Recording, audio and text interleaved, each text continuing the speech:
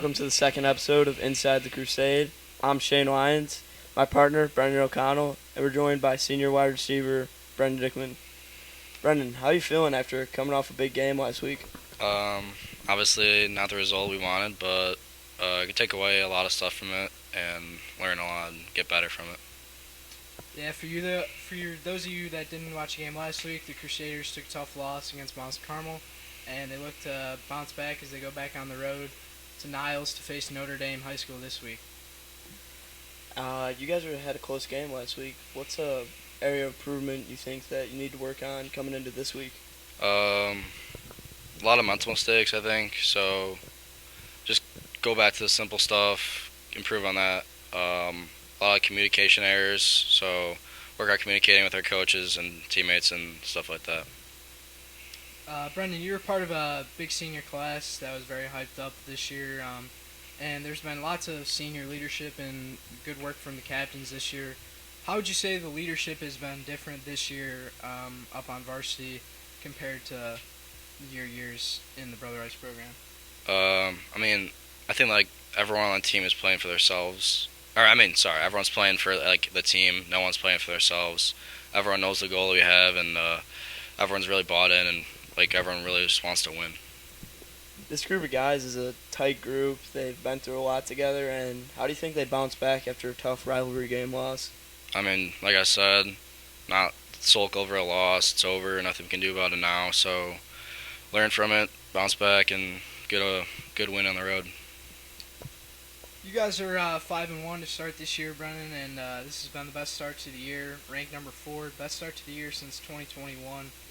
What's your mentality for the rest of the year, trying to, play through all the hype and just play your guys' game and not listen to any of the critics or any of the rankings and stuff? I think our coaches like to keep us humble. I feel like they tell us the same words. We're a good team, but it's all outside noise. Just focus on being 1-0. What's in the past is in the past. Like, yeah, we won a few games, but we're all about the current week, and yeah.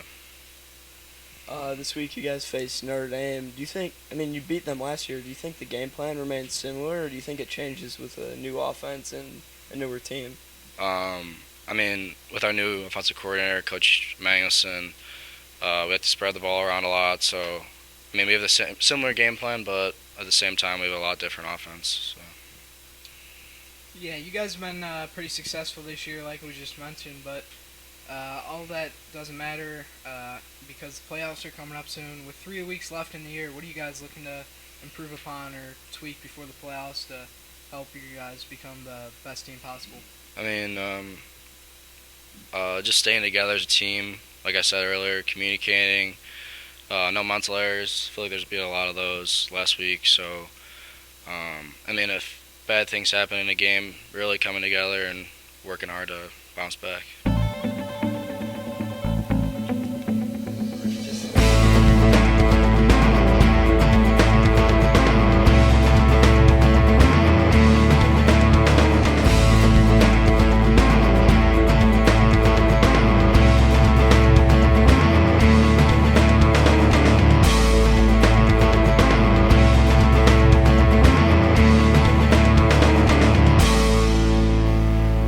Thoughts on our game. What do you think about the last week's game, Shane? I think that we played pretty good, but we could have capitalized on some opportunities in the red zone. I know we talked about it.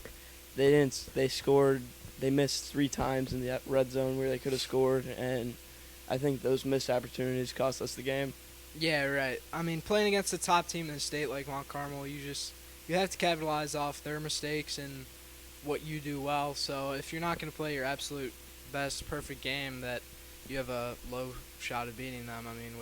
They had such a good offense that it was tough to keep the momentum in our favor, and when you don't capitalize on all mistakes, that it's not going to stay on your side. So yeah, even with a loss, you think we're still favorites in 7A? Yeah, I think definitely one of the top teams.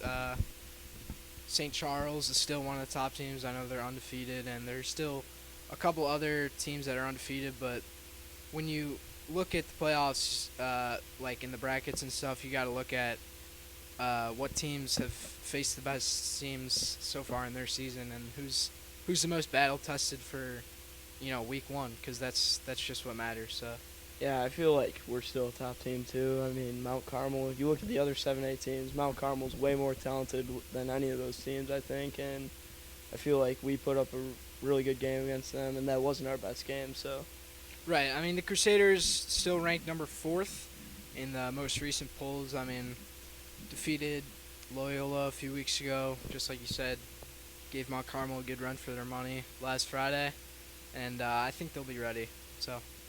yeah, but how do you think the first loss changes their mindset heading into this week? Yeah, like we were saying, I mean, Mount Carmel, a top team in the state and in the Midwest, it's not really something to hang your head about. I mean, losing to them, like, obviously, you want to beat them as a rival and as as an opponent in Catholic League Blue, but, there's nothing you should be mad about. They're a really good team. Just some things we could have done better to pull out a win there, but just got to look towards the future. Nothing you could do about the past. Yeah, I feel like sometimes a loss can help the mindset for an undefeated team, kind of get them really locked in, want to win more, and they don't really want to feel losing again. Yeah. How do you think the Crusaders are? Do you think they come out stiff after a long game last week? Obviously, a lot of bruised guys and injuries. Yeah, I know there were some injuries for the Crusaders last week, like sophomore Cameron McGee got hurt during the game, and there was a couple other small injuries that happened. But no, I don't think so. I think we were talking about it the other day. Like, when you lose, there's something you're gaining by. There's stuff that you didn't get away with.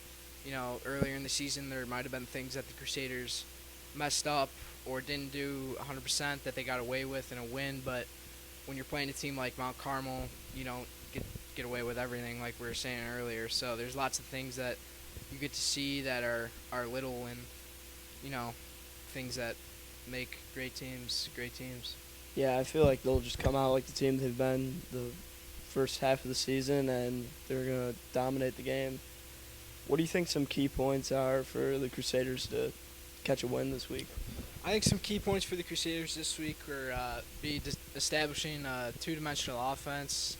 When they've been most successful this year, they've been able to run and pass the ball in both fields of the game, handing off the ball to Jamison Davis and Jalen Green and getting those yards, and also being able to throw out to receivers like Lucas Strang and Jovan Green and Colin Goggin, all the Crusader weapons. So I think getting both sides of the offense involved, and yeah.